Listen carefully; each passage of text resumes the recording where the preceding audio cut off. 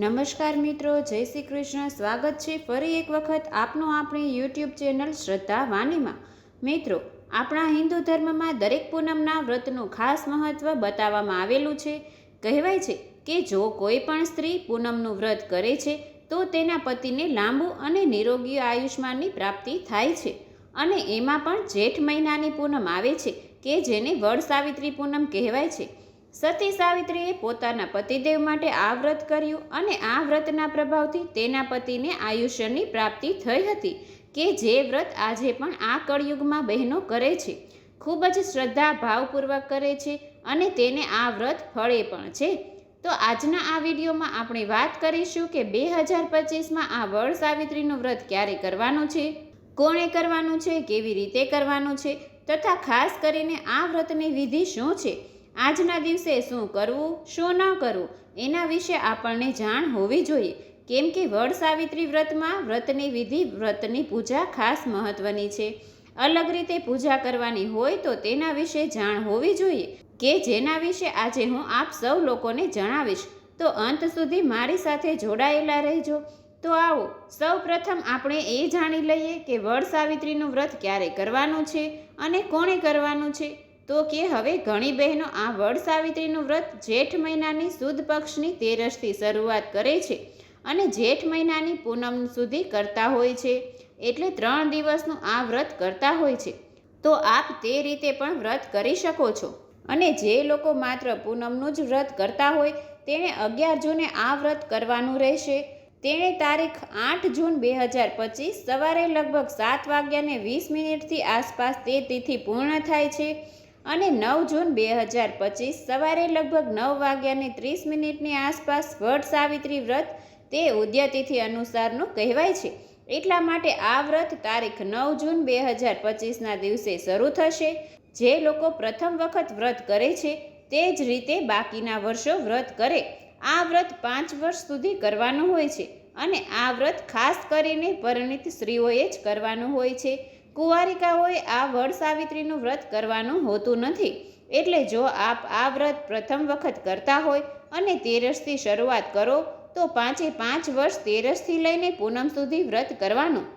અને જો આ વખતે માત્ર પૂનમના દિવસે જ વ્રત કરતા હોય તો 5 વર્ષ પછી પૂનમના દિવસે જ વ્રત કરવું અને 5મા વર્ષે વ્રતનું ઉજવણું કરવાનું.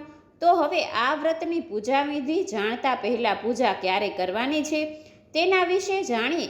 તો જે લોકો તેરસથી આ વ્રત કરે છે તેને તેરસના દિવસે અને પૂનમના દિવસે બંને દિવસ પૂજા કરવાની રહેશે. અથવા તો આપ માત્ર પૂનમના દિવસે જ પણ પૂજા કરી શકો છો. અને જે લોકો માત્ર પૂનમના દિવસે વ્રત કરે છે તેણે માત્ર પૂનમના દિવસે જ વ્રત કરવાનું રહેશે. તો હવે જે લોકો તેરસના દિવસે પૂજા કરવા ઈચ્છે છે પૂર્ણિમાના મુહૂર્ત વિશે પણ જાણી લઈએ કે પૂર્ણિમા તિથિ ક્યારે આરંભ થાય છે અને પૂર્ણ ક્યારે થાય છે. આપણા હિન્દુ પંચાંગ અનુસાર જેઠ માસની પૂર્ણિમાની તિથિ પ્રારંભ થાય છે તારીખ 10 જૂન 2025 લગભગ સવારે 11:30 આસપાસ, જ્યાં તિથિ પૂર્ણ થાય છે 11 જૂન 2025 બપોરના લગભગ 1:13 આસપાસ. માટે પૂર્ણિમા કે જે રાત્રિની તિથિ કહેવાય. પૂર્ણિમાનું વ્રત તારીખ 10 જૂન 2025ના દિવસે રાખવાનું રહેશે. સત્યનારાયણની કથા પણ આજે કરી શકાય છે અને 11 જૂન 2025 તે સૂર્યોદય તિથિ પ્રમાણે ગણાય છે. એટલા માટે સ્નાન, દાન, જપનો મહિમા બતાવે છે. માટે આજે પણ જે ભક્તો સૂર્યોદય તિથિ પ્રમાણે વ્રત રાખવા માંગતા હોય તો તે દિવસે પણ પૂર્ણિમાનું વ્રત રાખી શકે છે. 11 જૂન 2025ના દિવસે બુધવાર આવે છે અને એ વસ્તુનું પણ ધ્યાન રાખવાનું કે આપણે પૂજા કરીએ એ પહેલાં કંઈ પણ વસ્તુ ખાઈએ પીએ નહીં. પૂજા કરીએ જ કોઈ પણ વસ્તુ લઈએ. કેમ કે વડ સાવિત્રી વ્રતમાં એકટાણું કરવાનું હોય છે. તો જો આપ સવારે ચા, દૂધ લેતા હોય, ફળ ફ્રૂટ ખાતા હોય કે પછી પાણી પીતા હોય તો જો શક્ય હોય તો વ્રતની પૂજા વિધિ કરીને જ કોઈ પણ વસ્તુ ગ્રહણ કરવી. એની સિવાય કોઈ પણ વસ્તુ ખાવી પીવી નહીં.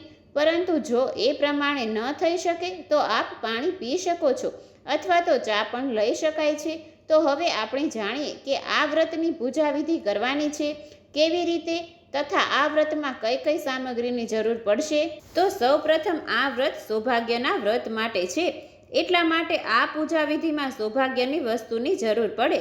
16 શૃંગારની જે પણ કોઈ વસ્તુ હોય તેમાંથી કોઈ પણ 5 શૃંગારની વસ્તુ લેવાની અને જ્યારે પૂજાવિધિ કરીએ ત્યારે પણ 16 શણગાર સજીને પૂજા કરીએ તો વધુમાં વધુ ઉત્તમ છે. એ સિવાય અબીલ, ગુલાલ, કંકુ, હળદર, નાળાછડી, ઘી, દીવો, કપૂર, ફૂલ, પાણીનો કળશ, પંચામૃત, નાગરવેલના પાન, ચંદન, સત્યવાનની મૂર્તિ હોય, ફોટો હોય તો તે લઈ શકાય. અથવા તો વડની જ પૂજા કરવાના છીએ તો વડ નીચે પણ માત્ર પૂજા કરી શકાય. તો વડનું ઝાડ ન હોય અને વડનું માત્ર પાંદડું મળતું હોય, વડની ડાળી મળતી હોય તો તેની પણ આપણે આજે ઘરે જ પૂજા કરી શકીએ. પરંતુ જ્યાં સુધી શક્ય હોય ત્યાં સુધી વડના વૃક્ષની નીચે જ આ વ્રતની પૂજા કરવાની. ઘણા લોકોને એવો પ્રશ્ન હોય કે અમે વડ સાવિત્રીનું વ્રત કરીએ પરંતુ વડ સાવિત્રીની પૂજા ન કરીએ તો ચાલે?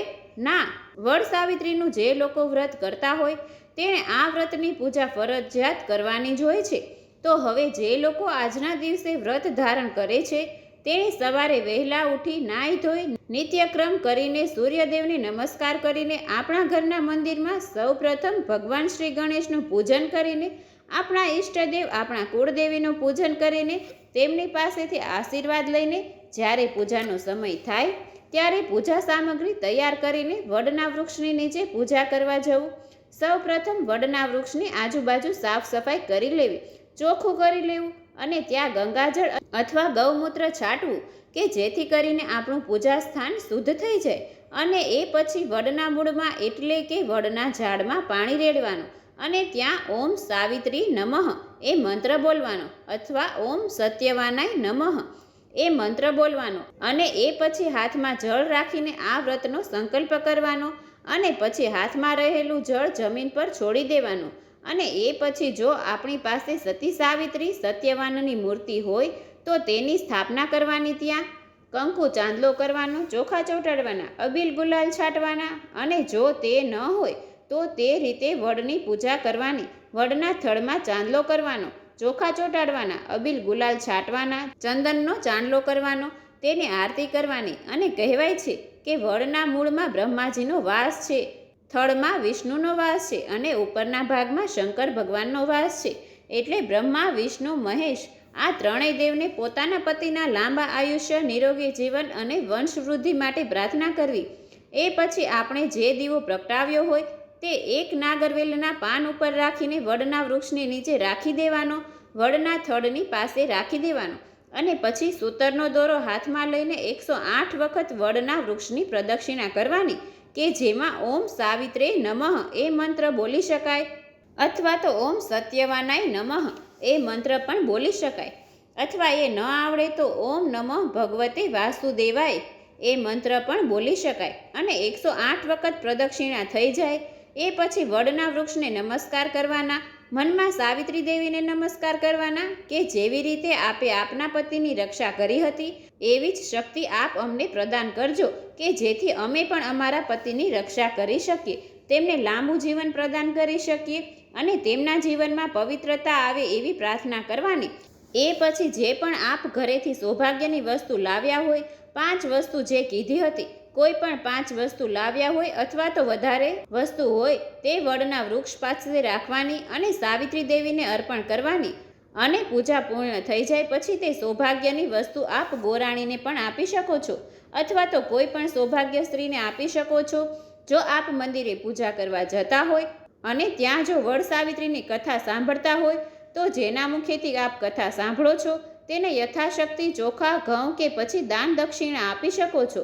અથવા તો ઘરે આવીને પોતાની જાતે જો આપ કથા વાંચતા હોય તો કથા વાંચીને યથાશક્તિ દાન પૂર્ણનું કાર્ય કરવાનું. કથા સાંભળી લીધા પછી આ વ્રતને આજનો આખો દિવસ શ્રદ્ધાપૂર્વક ભાવપૂર્વક ધારણ કરવાનું. શક્ય હોય તો આજે રાત્રે એકટાણું કરવાનું. પૂનમના ચંદ્રના દર્શન કરીને રાત્રે એકટાણું કરવામાં આવે છે તો વધુ ઉત્તમ છે. જે લોકો તેરસથી વ્રત ધારણ કરે છે તે 3 દિવસ એકટાણું કરવામાં આવે છે. આ વ્રત 5, 7 કે 9 વર્ષ સુધી કરવાનું હોય છે અને પછી ઉજવણું કરવામાં આવે છે કે જેમાં આપણે જેટલા વર્ષ વ્રત કર્યું હોય એટલા દંપતીને ભોજન કરાવવામાં આવે છે. ધારો કે આપે 5 વર્ષનું વ્રત કર્યું હોય તો ઉજવણામાં આપણે 5 દંપતીને ભોજન કરાવવાનું અને યથાશક્તિ દક્ષિણા આપવામાં આવે છે. જે લોકો 3 દિવસનું વ્રત કરે છે તેને 3 દિવસ આ કથા સાંભળવી જોઈએ.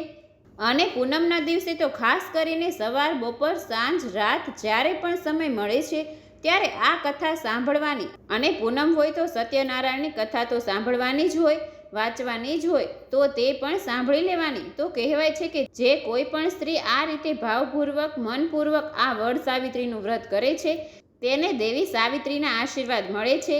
તે સ્ત્રીના પતિને દીર્ઘાયુષ્ય, સુખદ જીવન અને કુટુંબમાં શાંતિ મળે છે. તેનો વંશ વેલો અચળ રહે છે અને તેને ભગવાનના પણ આશીર્વાદ મળે છે. તો મિત્રો, આ રીતે વડ સાવિત્રીના વ્રતનું પૂજા વિધિ છે તથા વ્રત ક્યારે, કોણે, કેવી રીતે કરવાનું છે તેના વિશે આપણે જાણ્યું છે.